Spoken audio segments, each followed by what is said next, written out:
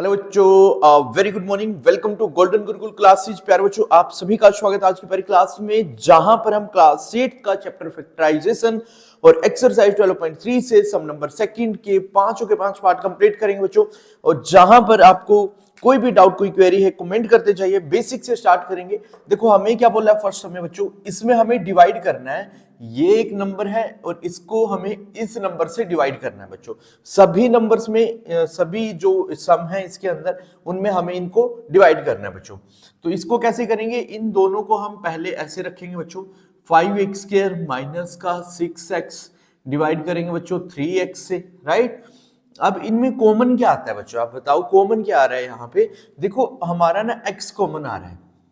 यदि हमने x common लिया तो अंदर क्या बच जाएगा, 5x माइनस 6 बच्चों, और बाहर क्या था हमारा डिवाइड में 3x, तो एक x से एक x कैंसिल, बस ये हो गया आंसर बच्चों इसका। इस तरीके से इसको डिवाइड करना है।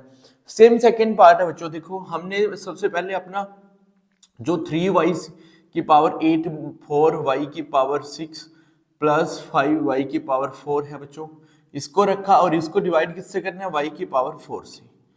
अब इसमें y की पावर 4 कॉमन आ रहा है, हाँ बिल्कुल आ रहा है, क्योंकि सारी पावर 4 या 4 से मैक्सिमम है बच्चों, ठीक है। तो हम y की पावर 4 को बच्चों अंदर से कॉमन ले लेते हैं। कॉमन लिया तो यहाँ पे क्या बच जाएगा, 4 पावर बाहर, तो अंदर कितनी बच गई, 4 बच्चों, ठीक है। 4 बाहर चली गई तो अंदर भी कितनी रहेंगे, 4। -4 है बच्चों यहाँ पे, 4 पावर यहाँ से भी बाहर गई तो y की पावर 2 रह गई, 2 रह गई, राइट। अब y4 बिल्कुल बाहर गया तो यहाँ पर बच्चों 5 आ गया।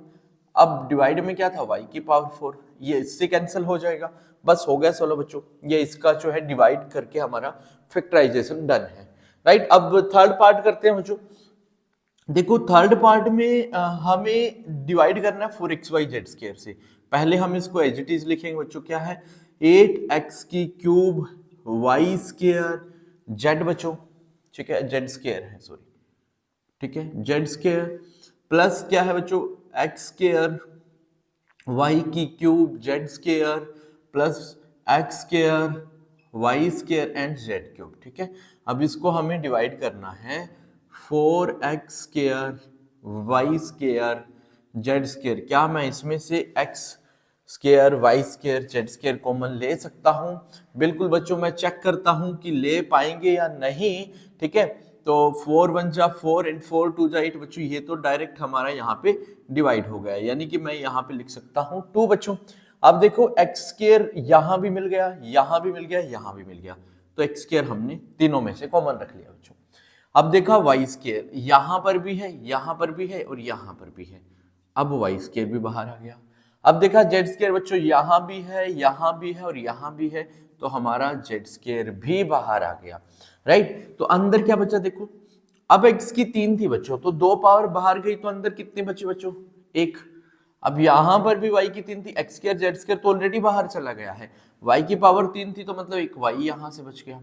यहाँ पे सेम z की पावर 3 थी बच्चों, x² y² तो बाहर है, अब z की एक z बच गया। और डिवाइड में क्या था बच्चों, x² y² एंड z², इससे ये पूरा कैंसिल हो जाएगा।